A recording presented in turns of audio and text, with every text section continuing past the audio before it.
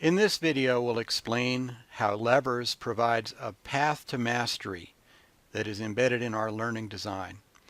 This represents the logic model for how we deal with evidence of skill sets in LEVERS. Employer-demanded skill sets are a combination of career pathway competencies, academic standards, and the digital ISTE competencies. And what we mean by skill sets are the combination of competencies that are required to succeed in a specific job within a particular career pathway. Three different terms are used. Employers talk about skill sets required to succeed at a job. Increasingly, we're hearing about competency-based education, which is using knowledge and skills to produce a required outcome. However, that depends on the quality, not on the age level or the grade of the person demonstrating the competency. And academic standards exist to clarify instructional goals and expectations to measure the performance of a system. But the standards themselves don't indicate whether a student is ready to use these things in a real job. So we combine all three to try to create the skill sets that represent what employers are asking for. Project-based learning is the key to LEVERS. It's the heart of our system. Every project has a plan, and these describe all of the tasks that are needed to generate that high-quality product. The product itself demonstrates the candidate's ability to apply what they know in ways that are relevant to the career they're seeking. And each of these tasks give us the opportunity to generate evidence of skill set use. These are at specific levels of quality and complexity, at progressively higher levels, resulting in mastery. So understanding this, we can now see how LEVERS begins to do this. You take that project plan, and any plan on that task represents a potential performance. If what you're doing is for the first time and you do it correctly, you're then given a confirming task to show that you can do it on demand. If it's a task that you've done before and you do it correctly, then you progress to a more advanced task in terms of greater complexity. If, on the other hand, this task has some incorrect aspects to it, you're then given a foundational task that allows you to develop and correct those misapprehensions and then proceed. The next step would be to do that confirming task, and then you're good to go. You've now approached proficiency. And if that results in something incorrect, an additional foundation support is there so that you can fill all of the gaps in your knowledge until you're able to do it at a level of proficiency leading to mastery. On the other hand, if you have done that confirming task correctly, you then proceed to that advanced task. Whereas if you had done that previously, you're now able to confirm that your performance is reliably at this advanced level. This is how we ascend the ladder of competency towards mastery. And our line here represents proficiency. Below the line, we're trying to gain that proficiency. We're trying to learn what we have not yet mastered. And above the line, we're using those examples to take us towards mastery. So this is true across every project and every task done in LEVERS. We're able to gather that evidence. And so we have multiple pathways for approaching mastery. Zooming out, we can see that first task, for the person who knew what they were doing, resulted in documentation that they could succeed at an advanced level. And they confirmed that with their confirming task. They now have the option to move to coaching somebody else on these particular tasks. This would be the shortest path to mastery. For someone who was trying a task for the first time and they did it, their confirming task then allowed them to move to that level of advancement. And for the person who had difficulty, they are able to receive the support they need to then be able to succeed at that level of competency. Or if they require even additional support, they're able to do it. But the starting line for our race is proficiency, and we're going towards mastery.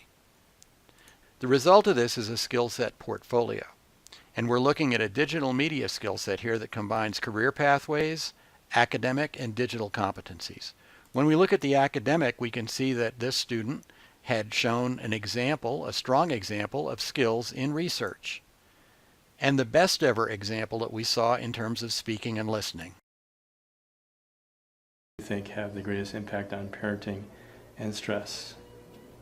So the two determinants of health that I think affect parenting the most is income and education.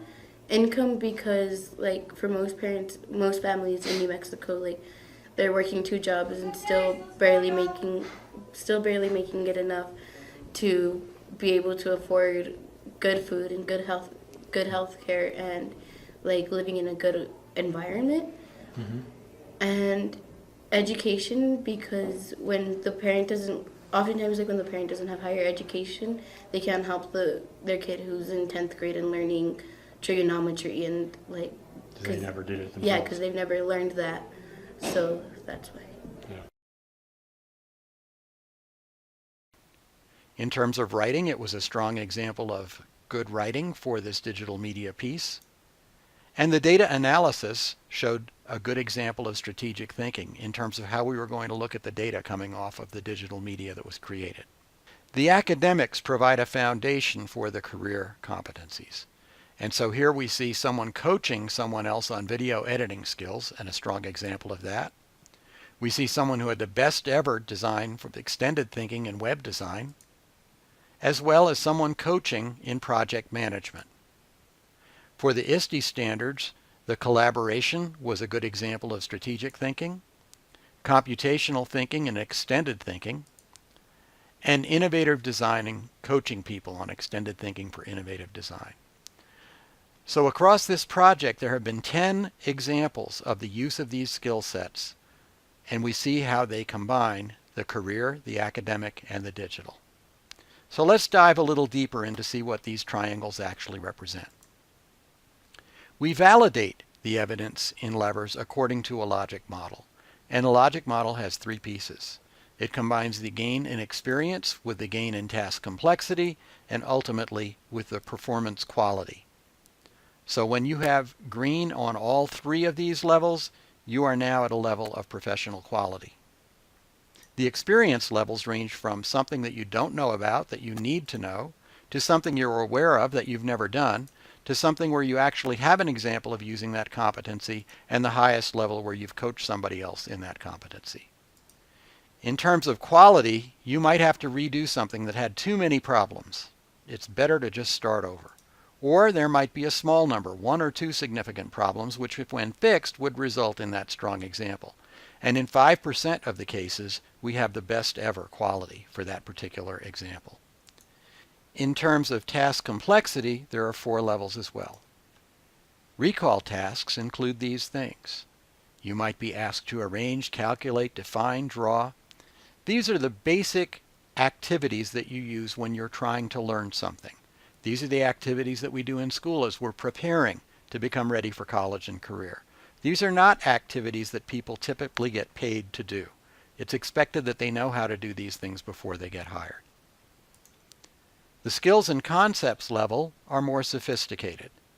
These include tasks where we're looking at cause and effect, collecting and displaying information, classifying, comparing.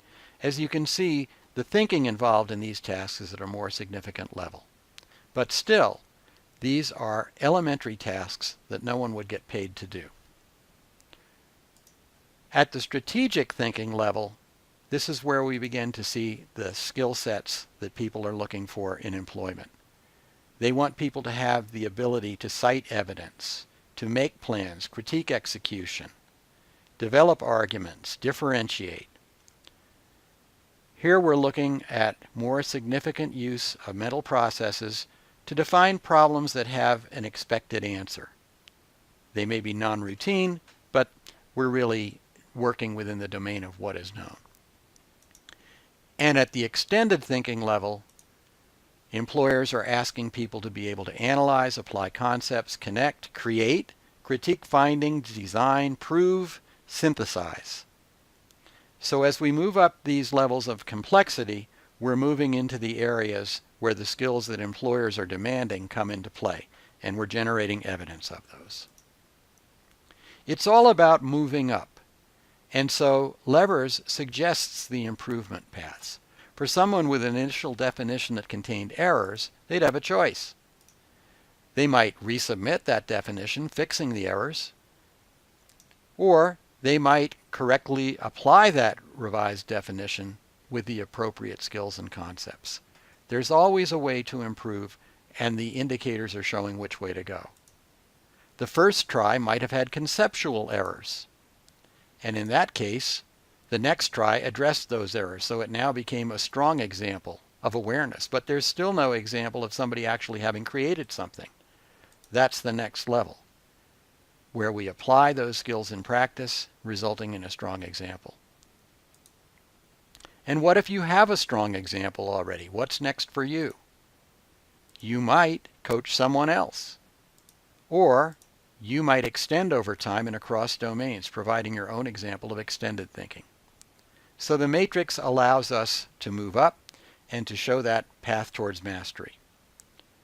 A similar way is available to move up through the experience levels, and we call this 1, 5, and 50. You don't submit 50 examples, you submit an example at each milestone. After your first attempt, some example after your 5th, and one after your 50th. So when you need to know something, you have to provide a definition that is validated by peer review before you can even get to the point of submitting an example. And at the awareness level, when you're moving up through experience, your first example is going to be submitted for validation by peer review, which allows you to move up to the green level. The next step for you is at some point when you've used that competency after the 5th time, you submit another example for validation by peer review. And when you've finally submitted an example after your 50th time of using that skill set, you're now qualified to coach someone else. So this is how we move up through the levels in LEVERS, and this is how we validate the competencies. We're using our logic model and using the multiple paths to mastery. I hope you found this helpful.